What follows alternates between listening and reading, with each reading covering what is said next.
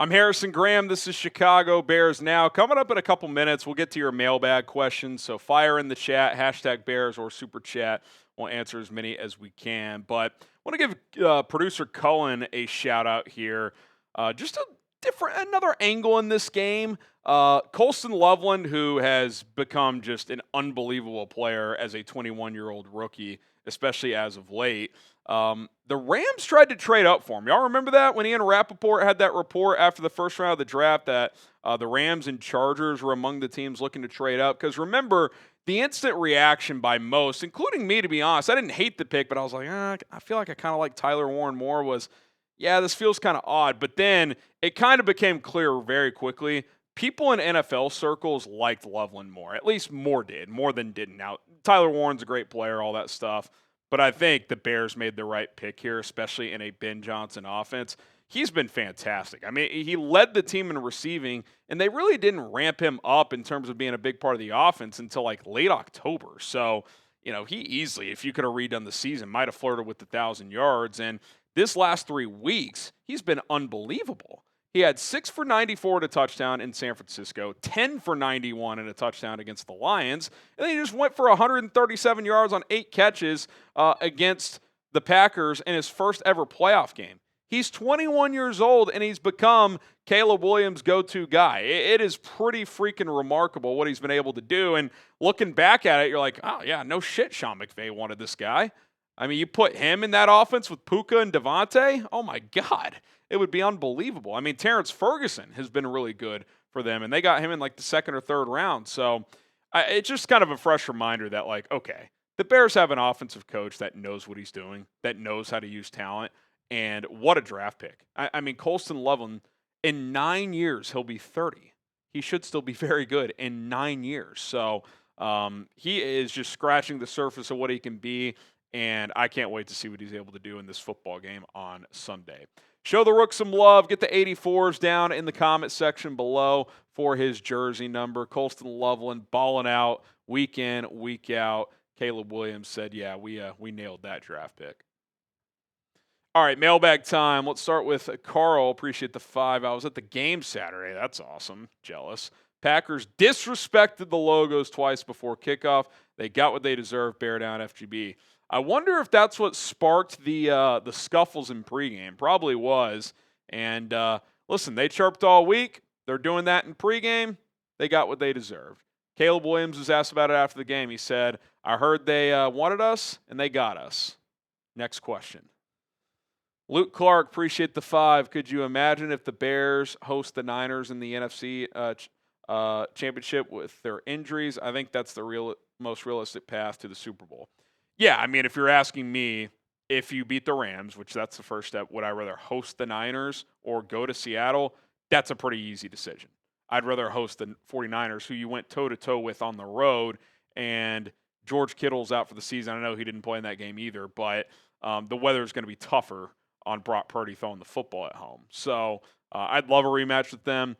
I don't like their chances against Seattle without Kittle. They put up 3 points in Seattle in Week 18 2 weeks ago.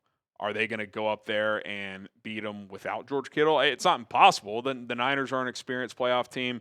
This Seahawks bunch isn't for the most part, especially from a head coach standpoint. Sam Darnold's played 1 playoff game. So, if it gets weird early, it could be dicey. But I like Seattle in that spot. I think the Niners kind of emptied the tank to beat Philadelphia without Kittle. It's one thing to kind of just adrenaline, rally the troops on the fly, but then you wake up the next day and it's like, oh, so how do we attack this Seahawks defense without our best player who just shut us down a week and a half ago?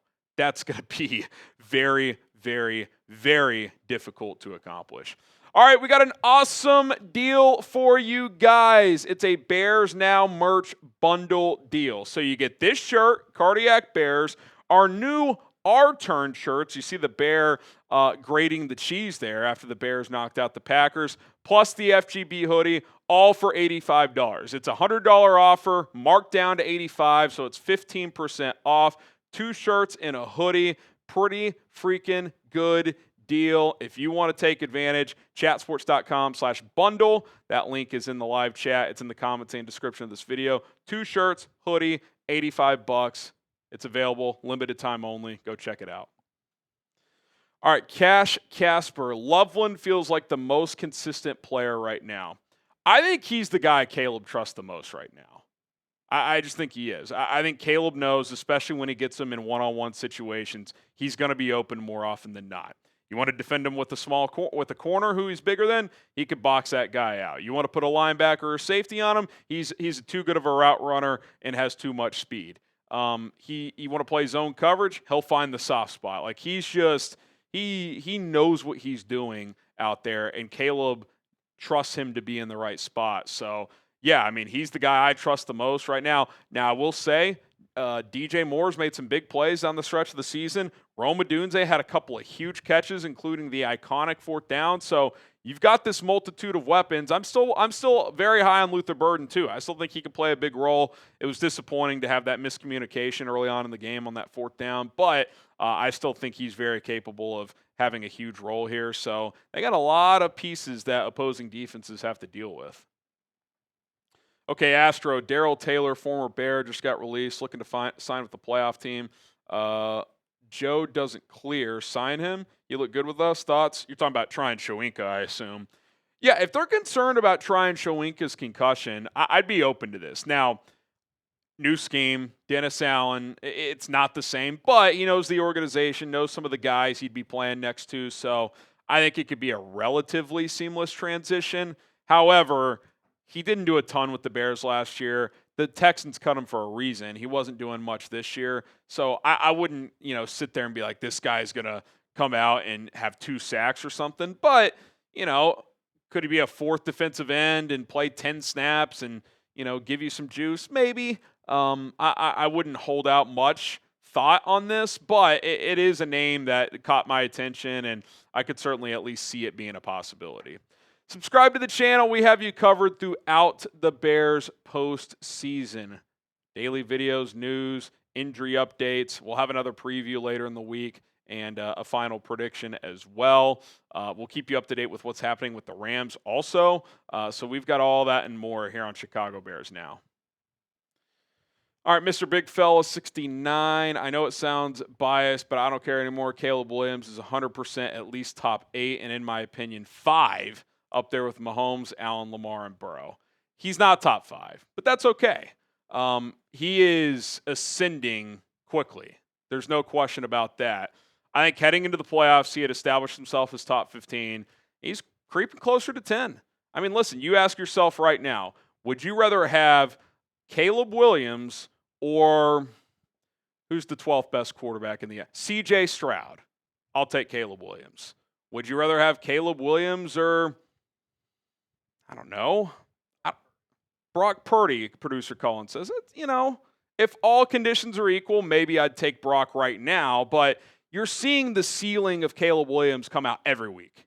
That 4th down play, there's maybe 2 or 3 other players in the world that can do that. So top 5's rich, top 8 probably not yet. You go beat Stafford in a playoff game and play well doing it, that changes things. I think he just surpassed Jordan Love by winning that playoff game. So yeah, how you play this time of year really matters. So I'll say this. I trust him to play well at this point, and that's the most important thing in this moment rather than is he 8 or 14 or 11. They got a dude, and you need a dude to win. Bear down for life. Theo or Braxton for starting left tackle Sunday, and do you think Gardner Johnson will be back? How are Jalen and Kyler health-wise coming out of the game? I haven't heard anything on Kyler and Jalen. I would assume if something bad happened, we'd know that. So knock on wood, they're fine and hopefully continuing to build that strength and confidence. I think Theo gets the nod. He's been healthy. Ben spoke pretty highly of him on Monday. But I do think they'll have Braxton ready to go. I expect him to be activated to the roster and serve as the backup. And if Theo struggles, you can go to a guy who has started 44 games in his career. That's a nice luxury to have as your backup left tackle heading into this football game. Predict the score, Bears-Rams, who you got, and what is the final score going to be? My early week prediction is 30-28. We'll see where I land when we get to Saturday or Sunday, but I'm leaning Bears in a shootout. Let me know where you guys sit. All right, Ben, Packers expected to retain LaFleur. Thoughts? Yeah, we're filming this Monday, so that is the report from Adam Schefter. look, I actually think it's the right move if they keep him. Who's better that's out there? There might be someone, but there's no one proven. You would say John Harbaugh has a longer and overall better resume, but A, are you guaranteed to get him if you fire LaFleur?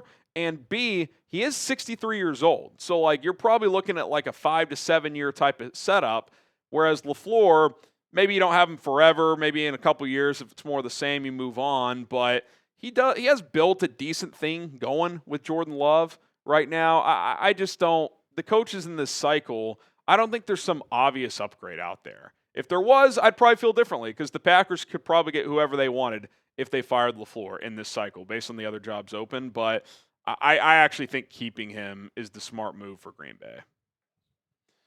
All right, Matt Bellick with the 5. With our limitations in the secondary, how can we slow down Puka and Adams? Hopefully weather helps. Love the show. Thanks for the great content. Yeah, I mean, it's going to be difficult. Puka's better against zone than man, so do you try some man coverage in this game? I think they'll probably sprinkle more of that in. They actually ran a decent amount of man against the Packers, and in the second half didn't get completely burned on it, so maybe that's a positive sign.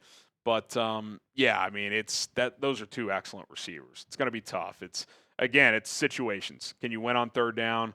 Can you force some field goals? Can you take the football away? They had 0 takeaways against the Packers and still won, so can you get 1 or 2? The thing about Stafford, he will give you at least 1 or 2 chances throughout the course of a game. He is a gunslinger. He will put the ball in harm's way on occasion.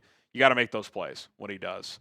And if they can do that and turn those turnovers into points, you got a shot. So that's going to be the key. You got to win in situational moments because just throughout the course of the game, they're going to move the ball on the Bears. Like the Dennis Allen, they're not going to shut them down. They're too good offensively, but can you win timely situations? If you can, then you have a shot to win this game. Appreciate everybody for tuning in. You know where to find me on social media if you have more questions. At HGramNFL on Twitter, Instagram, yes, TikTok as well. Almost at 2,000 followers on TikTok. If you want to give me a follow over there, at HGramNFL. Growing that page over the last couple of weeks, so I would greatly appreciate that. My name is Harrison Graham. Bear down.